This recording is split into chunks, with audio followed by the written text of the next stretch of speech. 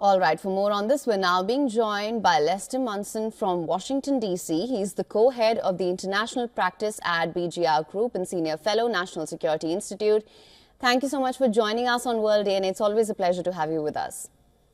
Great to be with you.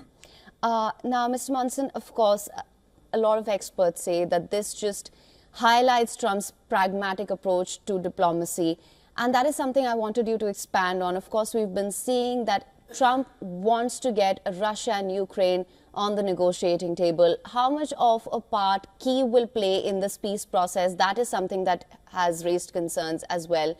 What's your assessment of Donald Trump's call to bring Russia back into the G7 and perhaps not isolate it further?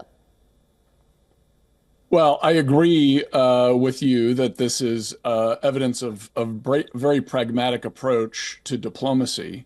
I think President Trump realizes that, at least in terms of monetary goods and blood and treasure and that kind of thing, there is no cost to bringing Russia back into the G7 or G8 grouping.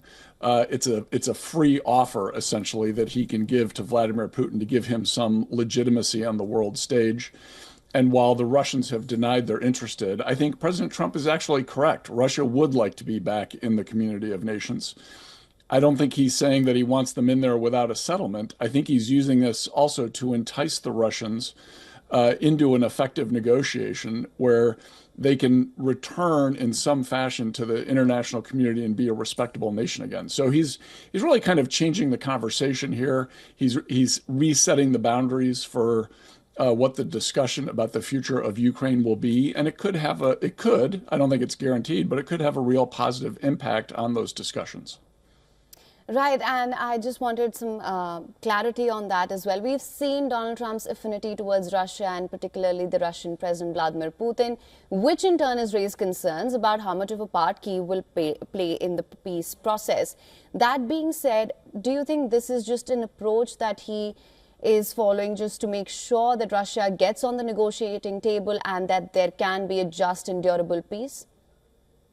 Well, I think he's got to find a way, yes. And I think President Trump is going to play a key role in this negotiation, which does seem like it's going to unfold over the next few months. And he's got to find ways to make this look like a win for Russia, right? He's also got to make it look like it's a win for Ukraine. So he's one of the things that he's doing here by throwing out these ideas is testing to see what are the kinds of things he can offer to both sides to get them to the negotiation table and then to get them to come to an agreement that will end the war. So I see no reason why he shouldn't be allowed to make these efforts and to kind of throw things out there and see what the reaction is from the various parties that are involved. And we should give him some latitude here to get a deal done.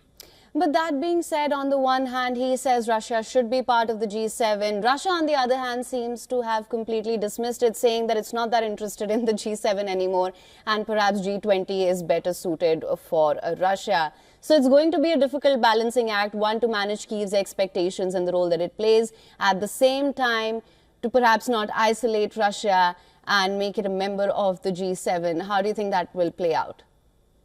Well, Russia also said it wasn't going to invade Ukraine up until the day before it invaded Ukraine. So I don't necessarily take the Russian statements at face value. I think they do want to be back in the respected community of nations. I think President Putin would like to be back in the G7 or the G8.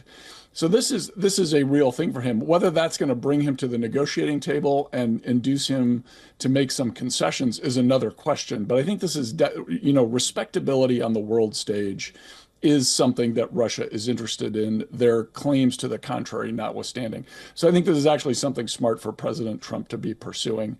And again, we should give him some latitude here to explore these issues.